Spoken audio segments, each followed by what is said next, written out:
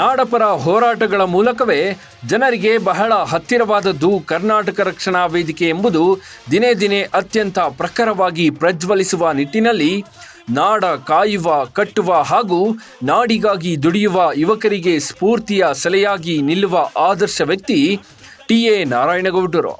ಇವರ ಸಾರಥ್ಯದಲ್ಲಿ ಚನ್ನಪಟ್ಟಣದಲ್ಲಿನ ರೈತ ಹೋರಾಟವು ರಾಜ್ಯದಲ್ಲಿ ಬಲು ದೊಡ್ಡ ಆಂದೋಲನವನ್ನೇ ಸೃಷ್ಟಿಸಿ ನೀರಾ ಚಳವಳಿ ಹುಟ್ಟಿಗೆ ಕಾರಣವಾಯಿತು.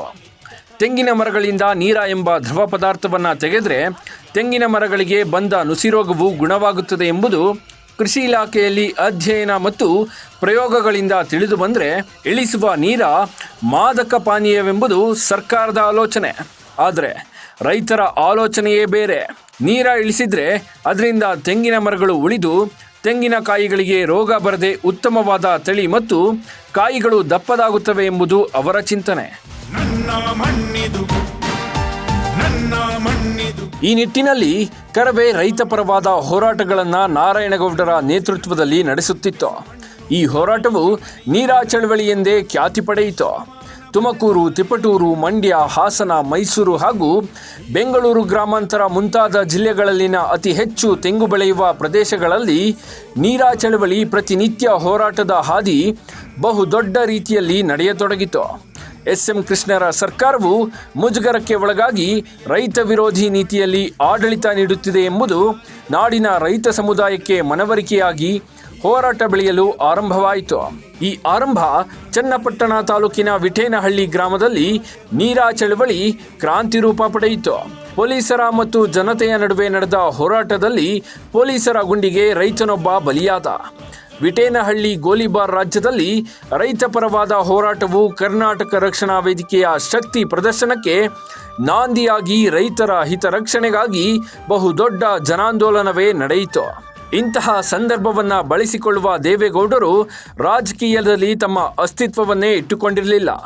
ಕರವೇ ಹೋರಾಟದ ಫಲವಾಗಿ ಎಸ್.ಎಂ. ಕೃಷ್ಣ ಅವರು ತಮ್ಮ ಆಡಳಿತದ ಅವಧಿಯಲ್ಲಿ ಗೋಲಿಬಾರ್ ನಡೆಸಿದರೆ ರೈತರ ಪರವಾಗಿ ನಾನು ಸದಾ ಇರುವೆ ಎಂಬ ಚಿಂತನೆಯೊಂದಿಗೆ ಕರವೇ ಹೋರಾಟಕ್ಕೆ ಪೂರಕವಾಗಿ ಚನ್ನಪಟ್ಟಣ ತಾಲೂಕಿನ ವಿಠೇನಹಳ್ಳಿ ಗ್ರಾಮದಿಂದ ದೇವೇಗೌಡರು ಪಾದಯಾತ್ರೆ ನಡೆಸಿದರು. ಇದು ಕರವೆಯ ಹೋರಾಟಕ್ಕೆ ರೈತರ ಪಾಲಿಗೆ ನೀರ ಇಳಿಸುವ ಯೋಜನೆಗೆ ಸಿಕ್ಕ ಐತಿಹಾಸಿಕ ಜಯ. ಇದರ ರೂವಾರಿ ಗೌಡರ ಶಕ್ತಿಯುತ ಹೋರಾಟ ಎಂಬುದನ್ನು ಯಾರೂ ಮರೆಯುವಂತಿಲ್ಲ. ಅದೇ ಕೃಷ್ಣರವರ ಆಡಳಿತದಲ್ಲಿ ನಾಡಿಗೆ ಮೇಲಿಂದ ಮೇಲೆ ಆಪತ್ತುಗಳೇ ಒದಗಿದ್ವು. ಮಳೆಯಿಲ್ಲದೆ ಬರಗಾಲ, ಬೆಲೆ ಏರಿಕೆ, ರೈತರ ಆತ್ಮಹತ್ಯೆ, ವಿದ್ಯುತ್ ಅಭಾವ, ನೀರಾ ಚಳವಳಿ, ಡಾಕ್ಟರ್ ರಾಜ್ ಅಪಹರಣ, ಆಡಳಿತದಲ್ಲಿ ಭಿನ್ನಮತ, ಒಟ್ಟಾರೆ ಜನರ ಪಾಲಿಗೆ ಅಂದು ಸರ್ಕಾರವೇ ಅಸ್ತಿತ್ವದಲ್ಲಿಲ್ಲವೇನೋ ಎಂಬ ವಾತಾವರಣ.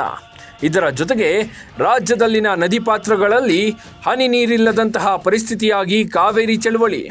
ಈ ಎಲ್ಲದಕ್ಕೂ ಪರಿಹಾರವಾಗಿ ಗೌಡರ ನಾಯಕತ್ವದಲ್ಲಿ ರೈತರ ಪರವಾಗಿ ನ್ಯಾಷನಲ್ ಹೈಸ್ಕೂಲ್ ಮೈದಾನದಿಂದ ಸಾವಿರ ಸಂಖ್ಯೆಯಲ್ಲಿ ಜೆ.ಸಿ. ರಸ್ತೆಯ ಮೂಲಕ ಮೈಸೂರು ಬ್ಯಾಂಕ್ ವೃತ್ತದ ಸಮೀಪದಲ್ಲಿರುವ ಸರ್ಕಾರಿ ಕಲಾ ಕಾಲೇಜ್ ಮೈದಾನದವರೆಗೆ ಬಹುದೊಡ್ಡ ರೈತರ ಪರವಾದ ಬೃಹತ್ ರ್ಯಾಲಿ ನಡೆಸಿದ್ರು. ಈ ಹೋರಾಟಕ್ಕೆ ಮಾಜಿ ಲೋಕಸಭಾ ಸದಸ್ಯ ಸಿ. ನಾರಾಯಣಗೌಡ ಸ್ವಾಮಿ ಆಗಮಿಸಿ ಕರವೆಯ ಹೋರಾಟಕ್ಕೆ ತಮ್ಮ ಬೆಂಬಲ ನೀಡಿ ಗೌಡರ ನಾಯಕತ್ವದ ಕರವೆಯ ಎಲ್ಲ ರೈತಪರ ಹಾಗೂ ನಾಡಪರ ಹೋರಾಟಗಳಲ್ಲಿ ಭಾಗವಹಿಸುವುದಾಗಿ ಘೋಷಿಸಿದ್ರು.